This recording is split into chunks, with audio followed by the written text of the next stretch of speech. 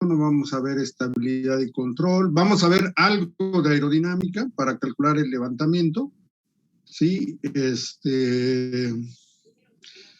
No, costos sí vamos a ver, pero bueno, pruebas de túnel de viento, un desarrollo de la configuración no. Entonces vamos a entrar a lo que es la parte de lo que ustedes tienen que reportar. Entonces vamos a ver el diseño estructural de una aeronave. Ajá. Para ver, lo que me tienen ustedes que entregar, no tan detallado, obviamente, piso, fuselaje, cuadernas, o sea, impreso en 3D, un fuselaje así, con que hagan uno, pues pueden reproducir las demás, pero con los largueros y las uniones, obviamente no, pero sí se puede hacer el entramado en la impresora y es muchísimo menos material y es más rápido, y ya después la forran con acetato, hoja de acetato, le dibujan las ventanas, donde van las ventanas, en la estructura debe de aparecer sus ventanitas en esta estructura, pues obviamente tienen que quitar las partes de la... Esta es la parte central, aquí van a aparecer algunas ventanas, por ejemplo, aquí en esta parte está apareciendo una ventana, sí, y así la van a reproducir en todo. Pues si ustedes se fijan, la parte delantera está más detallada que la parte trasera. Ajá, porque aquí tiene unos largueros cortos. No sé si lo están viendo. Bueno, les voy a dar un zoom para que... Y una escala pues adecuada. Eso se los dejo a su criterio también.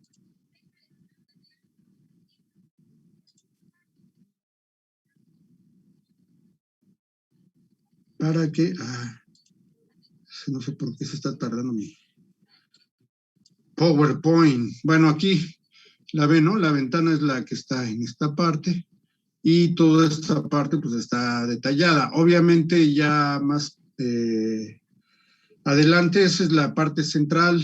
Ustedes se fijan, aquí está la viga primaria y aquí está la viga secundaria. Pueden hacer esta parte frontal y esta parte trasera junto con el ala. Ajá. Y esto pues les da una idea cómo tiene que quedar su...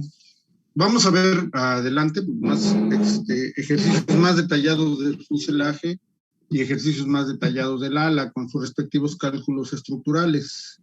Ajá, ahorita vamos a empezar a calentar motores, a recordar todo lo que ustedes ya vieron, para que me presenten sus memorias de cálculo. ¿Sí?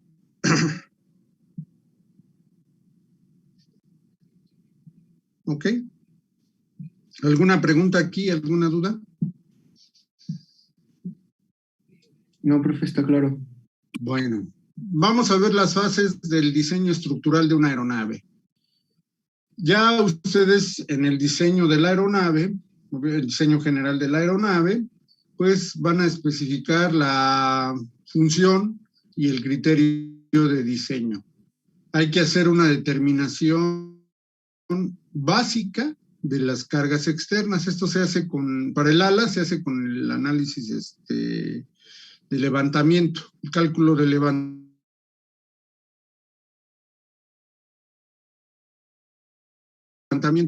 que lo vamos a ver aquí, cómo distribuir.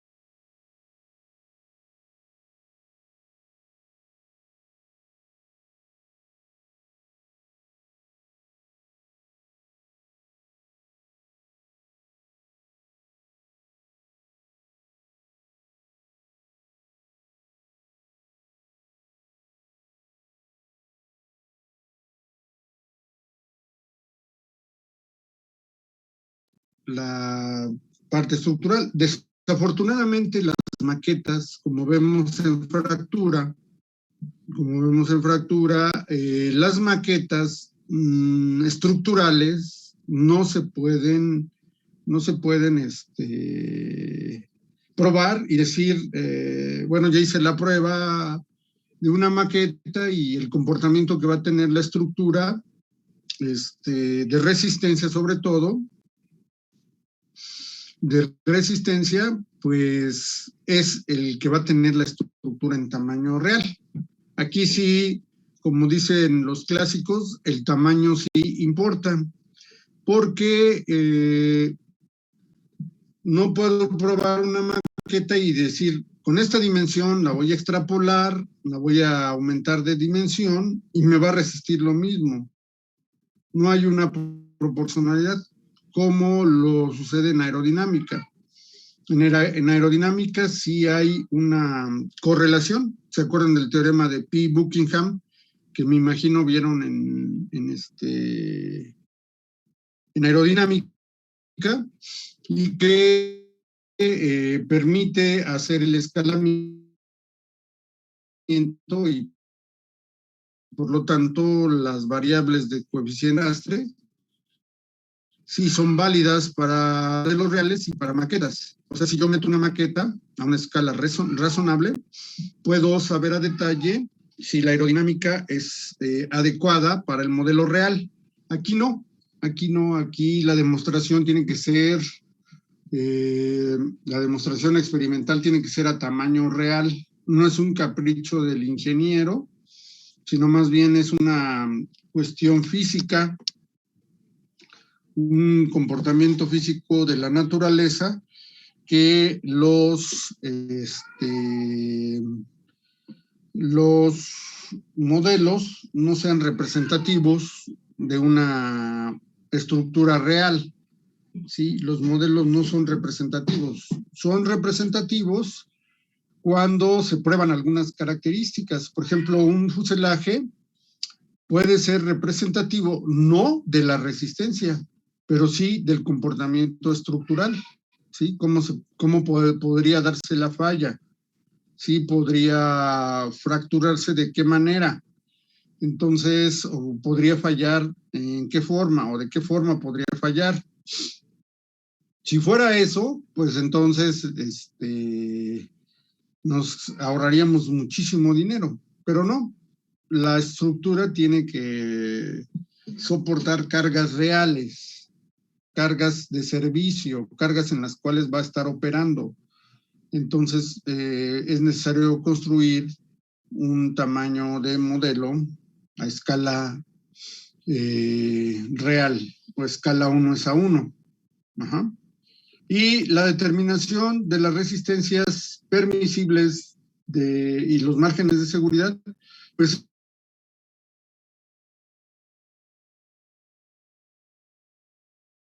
esto está basado, nosotros empezamos a ver los coeficientes de carga y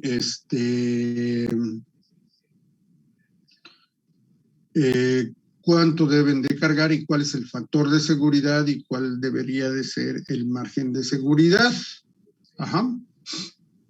Porque una cosa es el factor de seguridad y otra cosa es el margen de seguridad. Son cosas diferentes. El factor de seguridad se utiliza para diseño de resistencia, pero el margen de seguridad se utiliza para hacer bueno, esto es solamente de aeronáutica, para hacer la estructura estructuralmente, valga la redundancia, para hacer la estructura estructuralmente resistente.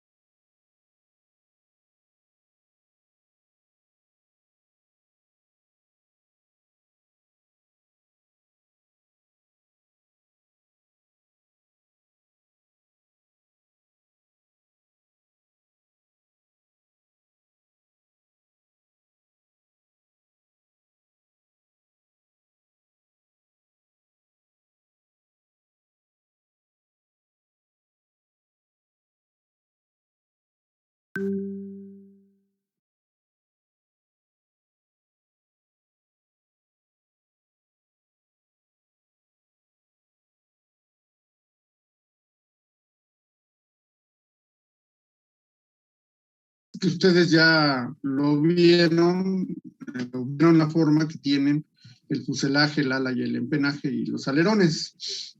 ¿Qué otras partes son críticas? Bueno, las partes críticas pues son las partes cercanas o próximas a las partes críticas, como son las estructuras primarias, que en este caso, pues, están alrededor de las estructuras primarias, como es el caso del borde de ataque o los tableros del borde de ataque, del borde de salida, en el caso del ala, y en el caso del empenaje. Aquí, pues nada más se menciona el borde de salida, pero también son los bordes de entrada. Ajá. Los radomos, sí, bueno, y esto es solamente aquí falta trailing edge and leading edge, bueno, leading edge y trailing edge. Los tableros o paneles, bueno, tableros porque en inglés pues, es panel, del ala y del empenaje. El radomo es una parte crítica, porque si se llega a romper el radomo, porque no esté bien diseñado estructuralmente, pues se puede perder la comunicación y tendría que bajar de manera parte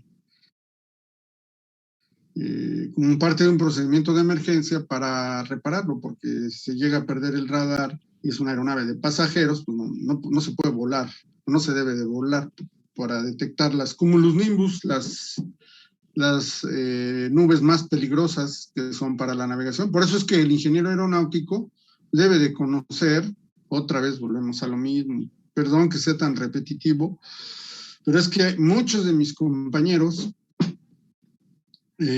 por más que o les diga uno que es necesario que los ingenieros tienen que volar, pues no lo creen y tienen que conocer las nubes porque pues de preferencia se evaden las nubes que se ven con crecimientos ascendentes importantes, que son las famosas cumulonimbus, son las nubes más peligrosas. Lo vimos ¿dónde lo vimos? En Fractura, ¿no? ¿O no lo vimos?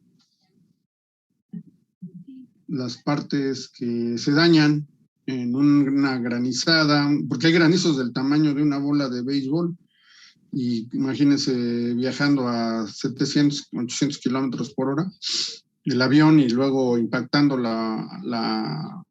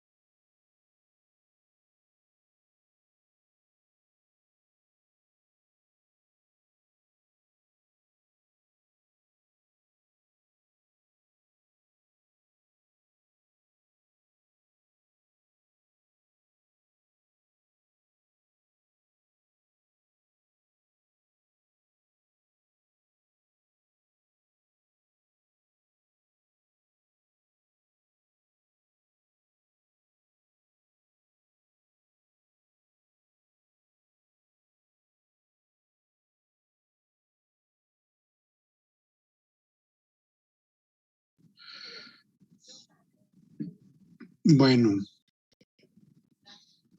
¿cuáles los criterios? Fíjense, los criterios de selección de materiales son muy importantes. Yo me voy a fijar como ingeniero aeronáutico no en ponerle a toda la estructura, no hacer toda la estructura de acero, sino voy a buscar un peso ligero, voy a buscar que tenga la rigidez adecuada, que tenga la tenacidad. ¿Se acuerdan de esta palabra tenacidad los que llevaron conmigo pues, mecánica de fractura? Que es la tenacidad, es un criterio de selección del material. La resistencia a la corrosión también es un criterio de selección del material. O sea, yo no voy a poner también acero y luego no le pongo primer. Sí, obviamente el acero lo estoy ubicando, por ejemplo, en el tren de aterrizaje. Forzosamente tiene que ser de acero, porque es barato, porque es muy resistente, o sea, hay aceros de alta resistencia, pero la desventaja que tiene pues, es la corrosión. Pero como no está expuesto más que en el momento del aterrizaje y el despegue, pues con un programa adecuado de mantenimiento yo puedo compensar esa pues, debilidad del material, que sería la resistencia a la corrosión. La fatiga, ¿se acuerdan por qué hablamos siempre de fatiga?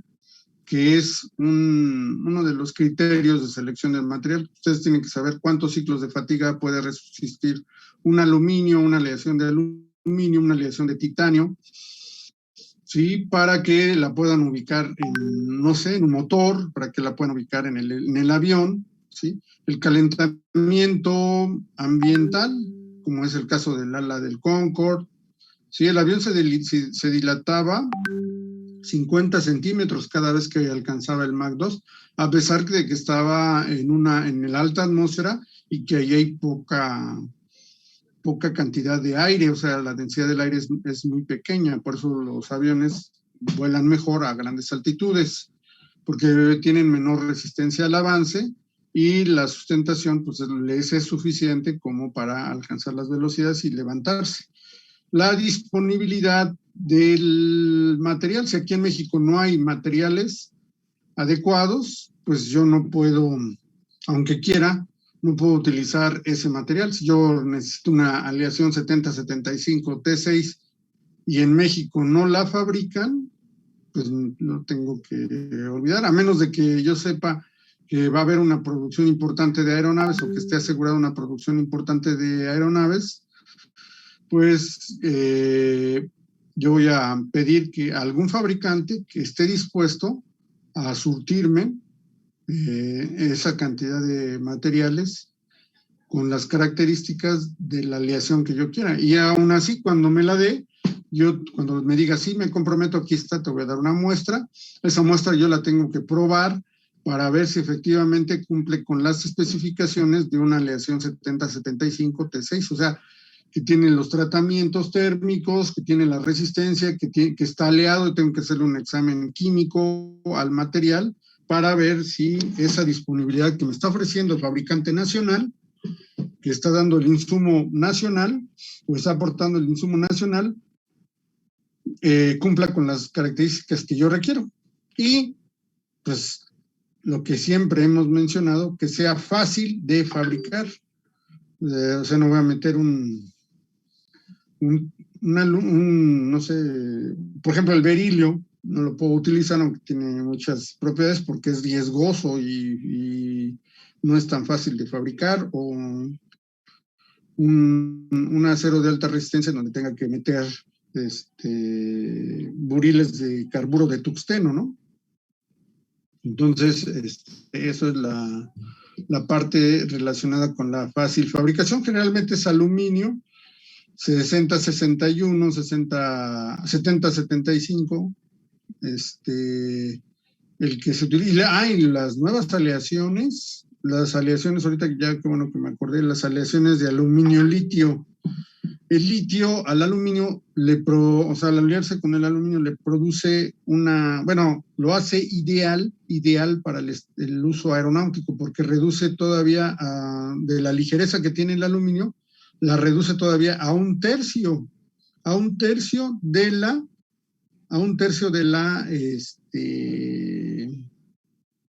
densidad que tiene el aluminio con otras aleaciones. Entonces lo hace más ligero, pero sin perder resistencia, sin perder rigidez. Entonces aquí vean ustedes la ligereza en peso y la rigidez que tiene el material, o que debe tener el material, y también la tenacidad. Bueno, entonces esto es que sea también fácil. Entonces, ¿cuántas propiedades tienen? ¿O cuántos criterios tienen? 1, 2, 3, 4, 5, 6, 7, 8 criterios para seleccionar un material. Ajá. ¿Alguna duda, alguna pregunta hasta el momento? No, profe. Ok, gracias. Gracias, Paulina. Entonces, vamos a continuar. ¿Cuáles son los materiales? Pues ya estaba mencionándolos, las aleaciones de aluminio, el titanio, el acero y los materiales compuestos. Básicamente, ahorita la proporción de materiales compuestos está aumentando y la proporción de aluminio está disminuyendo. Ajá. El titanio, pues, tiene que estar en algunas partes, en la estructura y también en el motor. Y el acero, pues, está principalmente en los trenes de aterrizaje, bueno, en el tren de aterrizaje principal y el tren de aterrizaje de nariz, o tren de aterrizaje de cola, o tren de aterrizaje fijo en los aviones de aviación general. Es un acero muy resistente, acero flexible, ¿sí? Para que no sea, pues imagínense que yo ponga un acero que es muy rígido, en cada aterrizaje estaría rompiendo el tren de aterrizaje, entonces no es adecuado. Y además tiene que cumplir con muchos ciclos de vida. Ajá. Y los compuestos, pues, como menciono, son materiales que están siendo cada vez más utilizados por su gran resistencia y una gran ligereza. Entonces, el santo grial de la aeronáutica, siempre lo voy a repetir, el santo grial es la relación de resistencia específica, o sea, resistencia entre densidad del material. O sea, la cantidad que es conocida por todos ustedes, que es... ¿dónde están mis lentes? Los lentes los había dejado por aquí. A ver, permítame tantito.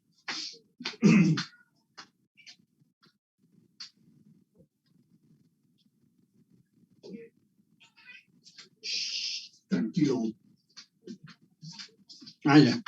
Entonces, la relación, el santo grial de la aeronáutica, aunque sea toda la aerodinámica que ustedes quieran,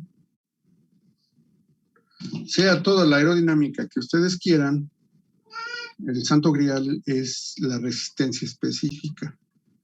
La resistencia específica es esta cantidad. Todos, pues, los compuestos han triunfado porque la resistencia específica, que es sigma sobre rho, que es la resistencia medida en pascales, con respecto a la densidad del material en kilogramos sobre metro cúbico, o el peso específico. Entonces, esta es la resistencia específica, este es el santo grial. Entre más grande sea esta cantidad, o sea, tenga una gran resistencia, una baja densidad, pues son los materiales que serán utilizados en la aeronáutica, y este es el aluminio, el titanio, el acero no tanto. Vamos a ponerle una palomita más chiquita, pero los compuestos, una palomota, porque pues, son muy resistentes y muy ligeros. Bueno, la convención de signos, ustedes ya la saben. Los signos positivos para la fuerza axial será en esta condición de tensión. El cortante hacia arriba del lado izquierdo y hacia abajo del lado derecho es un cortante positivo. Los momentos, la famosa carita feliz, ¿sí? Momentos positivos, el caso de la flexión, ¿sí? El torque o torsión, ¿sí? O par torsional, que se representa con dos flechas y un signo, bueno, una flecha circular, pero generalmente son dos flechas hacia adelante, y el flujo de corte, que es Q, que nosotros vamos a calcular, el flujo de corte, que es muy importante para las membranas y para la piel. El ángulo de rotación, pues ya lo saben ustedes, es 90 grados, es positivo en sentido contrario a las manecillas del reloj. Ajá. ¿Sí está claro? Bueno. ¿Por qué se regresó? Ahí está, ya me pasé. Bueno, las fuerzas de reacción o las cargas de reacción, pues una carga axial y cortante, pues se representa en esta forma. El momento de reacción, creo que no lo mencionan en sus cursos, Esto es para ingenieros aeronáuticos. El momento de reacción, para diferenciarlo del momento aplicado, pues lleva un tachecito, ¿no? Igual el par torsional, que son las estructuras mayormente en el ala, están sometidas a torsión en el ala, y en el fuselaje están sometidas a torsión, pero no es tan importante. Bueno, sí es importante, pero digamos que el pandeo es más representativo, bueno, aparece más en el fuselaje, el pandeo, debido a la compresión. El cilindro es comprimido por el ala, por el movimiento de torsión que le produce el ala y el empenaje. Entonces lo está sometiendo tanto a flexión como a compresión. Entonces lo somete a compresión y aparte, pues la presión interna que hay en el fuselaje. Pero la estructura que tiene que debe ser diseñada por flujo de corte y por torsión, pues es la caja del ala, no solamente por flexión, sino también por torsión. Y por eso en el ala es necesario calcular el flujo de corte. Bueno, ¿cuál es un índice estructural? Ajá. El índice estructural, esto creo que casi no lo habían mencionado, estoy seguro que no se los habían mencionado, no lo mencionamos casi, porque no estamos en la parte de diseño. ¿Sí? Pero aquí sí es necesario que lo mencione. Ofrece al diseñador una guía para un diseño óptimo del tipo de estructura. Ajá. Eso es lo que me dice un índice estructural. Y como se menciona aquí, el índice estructural, es útil en el diseño o en el trabajo del diseño porque nos da una idea o contiene la siguiente información. La intensidad de la carga. Ajá. La intensidad de la carga, luego vienen, con la intensidad de la carga yo doy el dimensionamiento.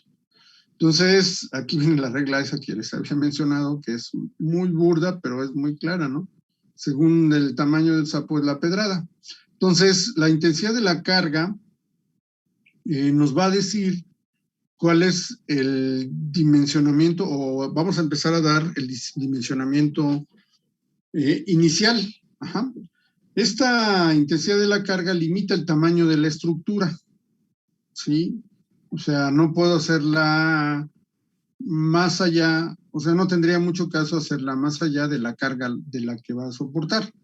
Obviamente, la parte inferior del fuselaje, si ustedes se fijan, la parte inferior del fuselaje no lleva pasajeros, porque fácilmente pues yo podría poner pasajeros abajo, arriba, en medio, etcétera, etcétera, pero no. ¿Por qué razón? Porque la parte de abajo está diseñada estructuralmente para soportar un impacto por falla de tren, de aterrizaje, por alguna razón que pues se tiene que aterrizar el avión y la estructura inferior es la estructura más robusta, ¿sí?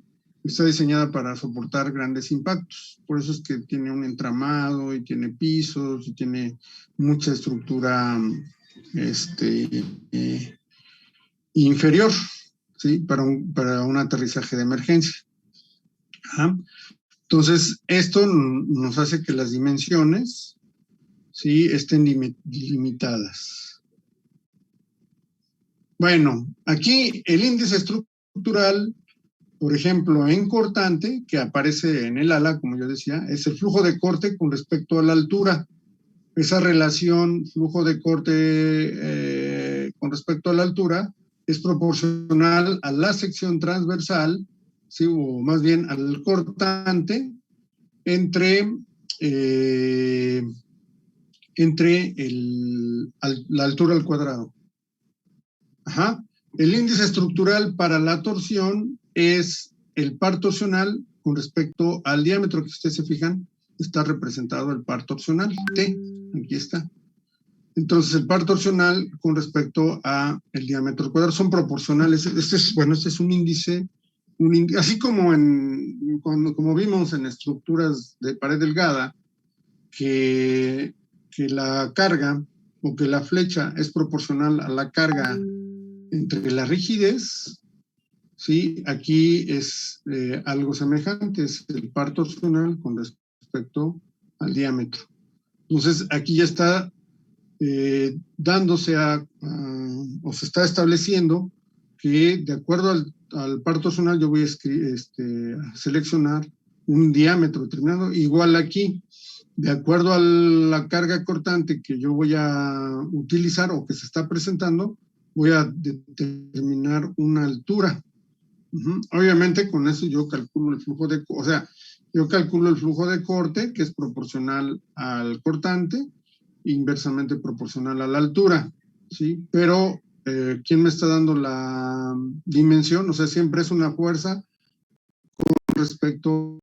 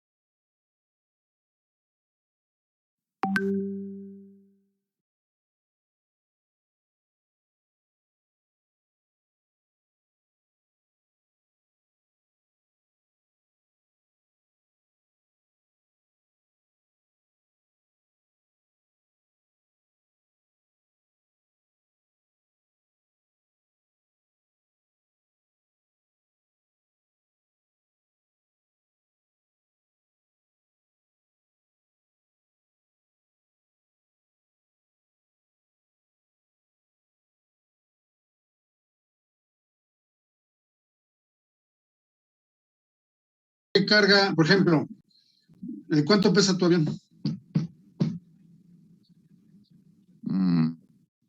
Alrededor de 300, un poquito arriba, más o menos. 300 kilogramos. Ajá, un poquito más. Bueno, entonces tú tienes que determinar una parte del índice, que en este caso, por ejemplo, el cortante. ¿Por qué creen que en vigas determinaban el momento y el cortante? Bueno, aquí está el cortante. Aquí está el flujo de corte. Tienes que calcular, o lo puedes determinar. En base a la carga de flexión que se está dando, pues determinar tu cortante, como se hace en las vigas. Aquí está otra, mira. Si conoces la carga, puedes determinar tu momento al que está sometido. Sí, aquí ya ven, cortante, momento. ¿Desde dónde lo vieron? Pues desde que vieron flexión ahí con el compañero Mejía, ¿sí? Aquí vemos otra vez momento flector. Ajá. Aquí vemos una carga axial. Entonces, de acuerdo a la carga axial, tú vas a hacer el dimensionado o el dimensionamiento, ¿sí? ¿Cómo? Pues tienes que seleccionar el material, pero una vez conocido el índice estructural, tú lo relacionas con el esfuerzo o con los esfuerzos, sea un esfuerzo cortante o sea un esfuerzo de resistencia, ¿sí? O sea una tenacidad de la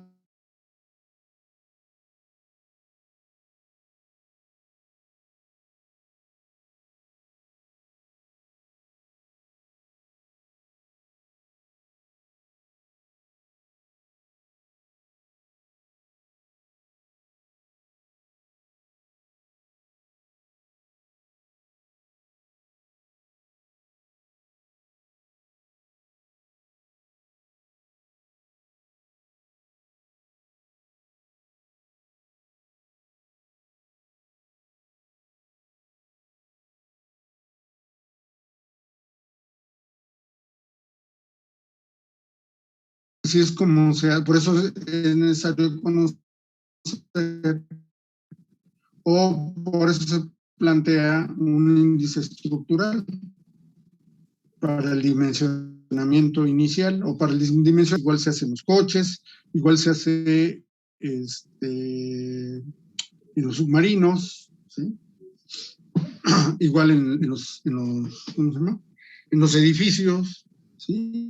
Ahora con el temblor, por ejemplo, el avión pues es una estructura que está siendo sometida cuando vuela y hay turbulencia, y aunque no haya turbulencia, es una estructura que está siendo sometida a cargas dinámicas como si fueran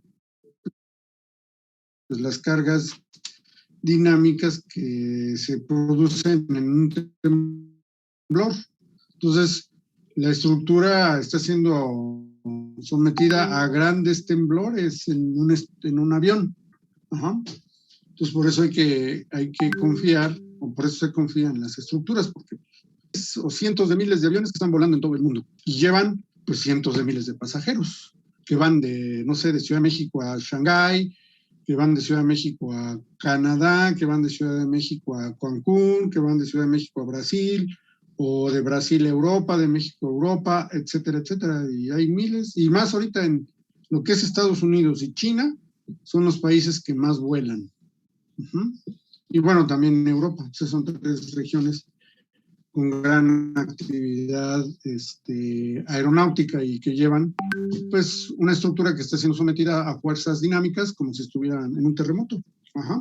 Y esto pues nos da las dimensiones, las cargas con las cargas tú ya encuentras las dimensiones. Ajá. Entonces, aquí, sí, dime. ¿Alguna otra pregunta? No, que estaba bien. No sé si contesté tu pregunta. Sí. Ok. Bueno, entonces aquí viene la secuencia del trabajo de los esfuerzos. Hay que darle un dimensionamiento preliminar, ¿sí? Este dimensionamiento preliminar ya lo estuvimos viendo ahorita con el índice estructural. Se tiene que hacer, esto no lo vamos a hacer, un análisis estructural para la producción, o sea, para la fabricación. Ajá. Y luego se tiene que vas a corroborar los datos que tú obtuviste, perdón, o van a corroborar los datos que ustedes obtuvieron con el experimento, los datos que van a obtener en la experimentación. O sea, es la producción de análisis, eso es a lo que se refiere a la producción del análisis de esfuerzos. O sea, vamos